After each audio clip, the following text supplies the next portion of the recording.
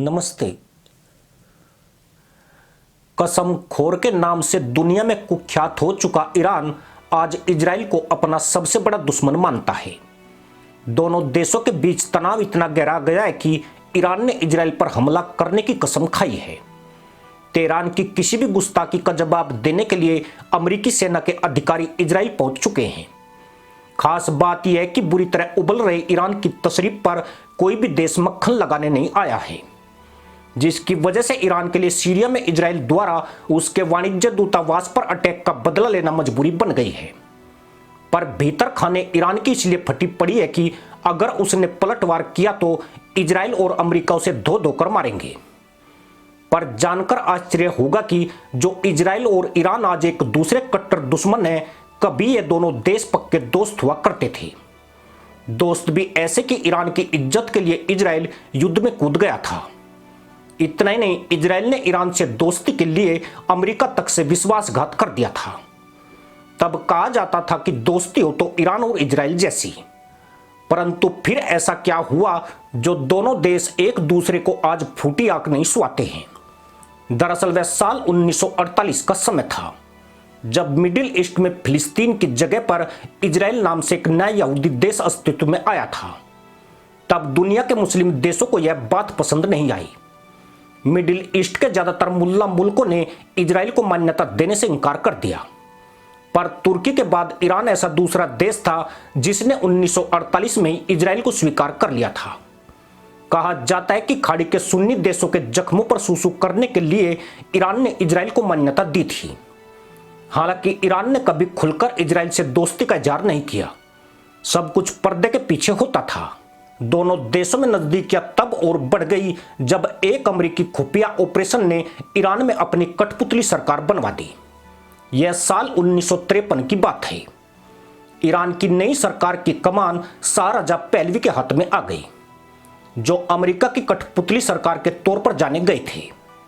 Pahlavi के कार्यकाल में इजराइल के ईरान से रिश्ते और बेहतर हो गए। यह वही दौर था जब ईरान इजराइल का प्रमुख तेल आपूर्तिकर्ता बन गया, जबकि इस दौरान दूसरे अरब देश इजराइल से कोई संबंध नहीं रखते थे। मध्य पूर्व में इजराइल और तुर्की के बाद ईरान तीसरा ऐसा देश था जहां यहूदियों की तादाद सबसे ज्यादा थी। उस वक्त ईरान में तकरीबन 1 लाख यहूदी रहते थे। दोनों देशों में संबंध कितने मजबूत थे, इसका अंदाजा इसी से लगा सकते हैं कि ईरान की खुफिया एजेंसी सावाक को इजरायली खुफिया एजेंसी मोसाद से ट्रेनिंग मिलती थी। इजराइल और ईरान का यह याराना 1978 तक बना रहा, लेकिन इसी साल ईरान की जनता ने शाह रजा पहलवी के खिलाफ प्रदर्शन शुरू कर दिए। पहलवी ने सेना को प्रदर्शनकारियों पर कार्रवाई करने का आदेश दिया, पर 20 लाख लोगों को एक साथ इकट्ठा देख सेना ने उन पर कार्रवाई करने से इनकार कर दिया। नतीजा यह हुआ कि शाह रजा पहलवी देश छोड़कर भाग गए। वर्तमान में ईरान के सर्वोच्च लीडर अयातुल्ला खामनेई, जो 1964 में ईरान को इस्लामिक राष्ट्र बनाने की मांग पर देश से खदेड़ दिए गए थे, वो पहलवी के ईरान से जाते ही स्वदेश लौट आए और उन्होंने ईरान को इस्लामिक देश घोषित कर दिया। खामनेई के नेतृत्व में ईरान में इस्लामिक राज्य की स्थापना हो गई और शरिया कानून लागू कर दिया गया। अयातुल्ला के नेतृत्व वाली सरकार ने इजराइल के साथ सभी संबंध तोड़ दिए। इस इस्लामिक क्रांति के बाद 1948 से दोस्त रहे दोनों देश के लोग अब एक दूसरे की यात्रा नहीं कर सकते थे। दोनों के बीच एयर रूट बंद कर दिया गया था। तेहरान में इजरायली दूतावास को फिलिस्तीनी दूतावास में बदल दिया गया। पर ईरान के धूर्त मुल्लाओं की तरह इजराइल दोस्ती की अहमियत को नहीं भूला था।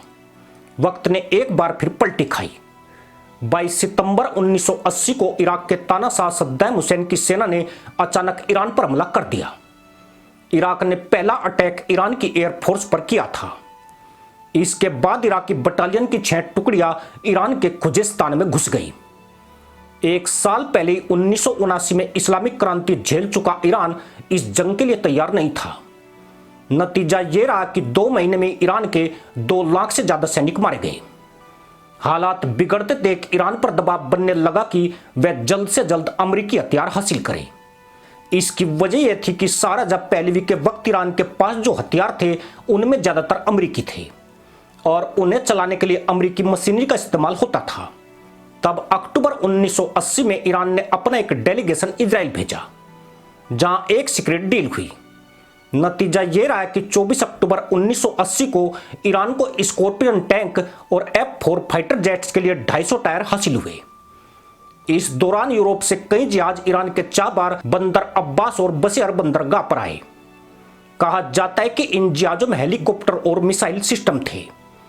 इन जहाजों को इजराइल की हथियार कंपनियों की ओर से ईरान को भेजा गया था, पर दुश्मन देशों के बीच पर्दे के पीछे चल रही इस डील की भनक अमेरिका को लग गई।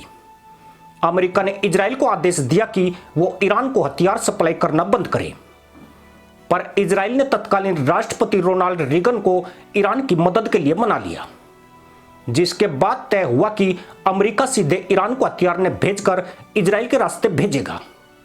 कहा जाता है कि 2 साल के अंदर इजराइल ने ईरान को 100 से 200 अरब डॉलर के हथियार भेजे थे, जिनमें आधे से ज्यादा इजराइल की तरफ से अरेंज कराए गए थे।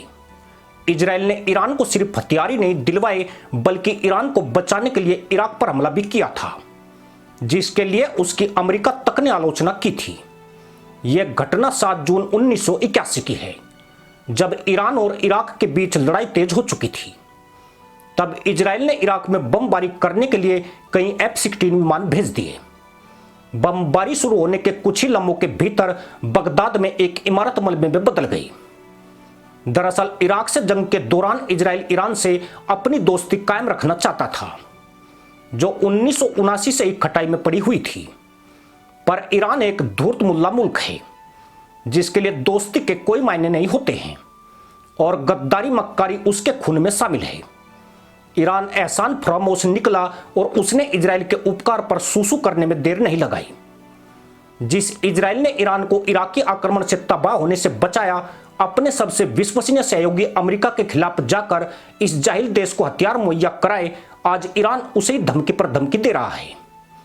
ईरान की इस प्रवृत्ति से एक बात साबित होती है कि किसी भी गैर इस्लामिक देश को किसी भी मुल्ला देश पर भरोसा नहीं करना चाहिए। इन इस्लामिक देशों को जब भी अवसर मिलेगा, ये डंक मारने से नहीं चूकेंगे। सिर्फ ईरान का उदाहरण ही सामने नहीं है। भारत की बदौलत 1971 में बांग्लादेश अस्तित्व में आया था, लेकिन आज वहां के फटेरू मुल्ला भारत के खिलाफ इंडिया आउट कैंपेन चला रहे हैं। मालदीव जो भारत की झूठन पर जिंदा है, वहां के मुल्ला मोइजू भारत को ही आंख दिखा रहा है। खुद पाकिस्तान जो चीन के पैसे पर सांसें लेता है, चीन के साथ ही दगाबाजी पर उतारू है। तजाकिस्तान में पले आतंकी रूस में जाकर हमले कर रहे हैं। गाजा के मुल्ला जिनकी रोजी रोटी इसराइल से आती थी, इन गद्दारों ने उसी के घर में आग लगाई है। पूरी दुनिया जाहिलों की दगाबाजियों से भरी पड़ी है, और ये दगाबाजी गैर इस्लामिक देशों के साथ साथ अपनी कौम के साथ भी करते हैं। इसी के साथ अनुमति दोस्तों, जय हिंद, वंदे मातरम।